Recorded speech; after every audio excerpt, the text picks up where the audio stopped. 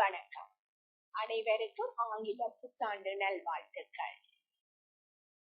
இன்றைய சன்ரைஸ் நேரத்திற்கான இலங்கை செய்திகள் வாசிப்பது புஷ்பகலா பிரபாகரன். மீண்டும் கடவுச்சீட்டு பிரச்சனை.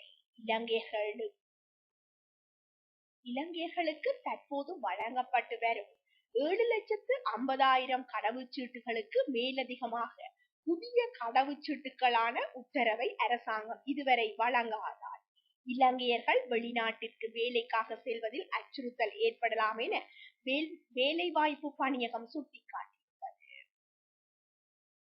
விடுக்கப்பட்ட கோரிக்கை. தமிழ் சிங்கள புத்தாண்டை முன்னிட்டு அரச ஊழியர்களுக்கு வழங்கப்படும் 10,000 ரூபாய் பண்டிகை முற்பணத்தை 40,000 ரூபாவாக உயர்த்துமாறு கோரிக்கை விடுக்கப்பட்டுள்ளது. குறித்த கோரிக்கையை அரசாங்கத்திடம் அரச ஊழியர்களை பிரதிநிதித்துவப்படுத்தும் அரசு அதிகாரிகளின் தொழிற்சங்க கூட்டமைப்பு விடுத்துள்ளது.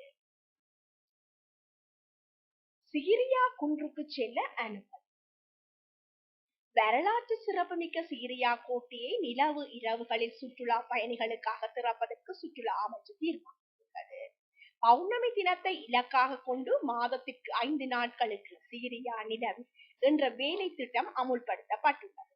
அதன்படி பௌர்ணமி தினத்திற்கு 2 நாட்களுக்கு முன்னரும் பௌர்ணமி தினத்திற்கு பின்னராக 2 நாட்களிலும் பௌர்ணமி தினத்தன்றும் சுற்றுலா பயணிகள் சிரியாவை பார்வையிடலாம். சுற்றுலாத்துறையின் வருவாயை அதிகரிக்கும் நோக்கில் இந்த முயற்சி மேற்கொள்ளப்பட்டுள்ளதாக தெரிவிக்கப்பட்டுள்ளது.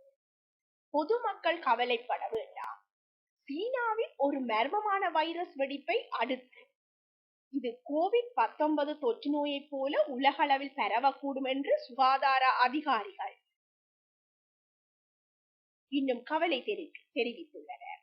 இந்த நிலையில் சுகாதார நிபுணர்களின் சுற்றுப்படி சீனாவில் பரவும் இந்த வைரஸ் மனித மெட்டாப்னியூமோ வைரஸ் என அழைக்கப்படுகின்றது.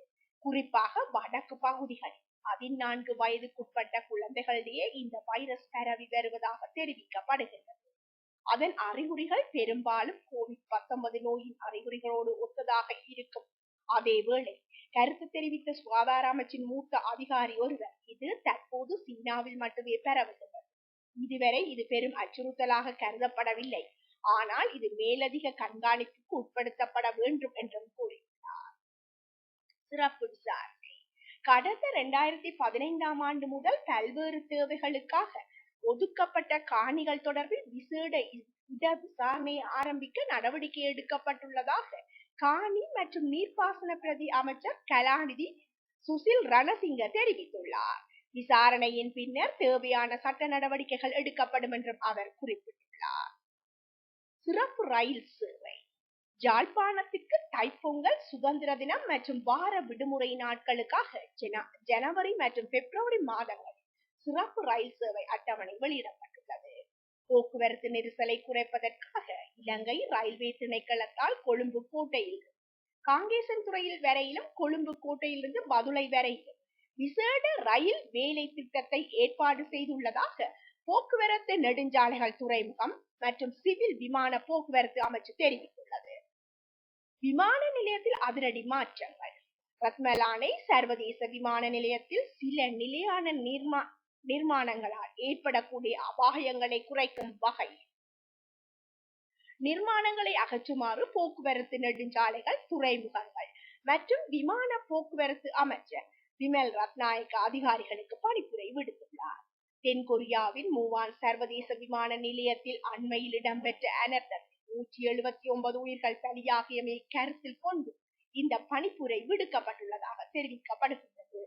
இத்துடன் இணையவள செய்திகள் நிறைவடைகின்றன. நன்றி.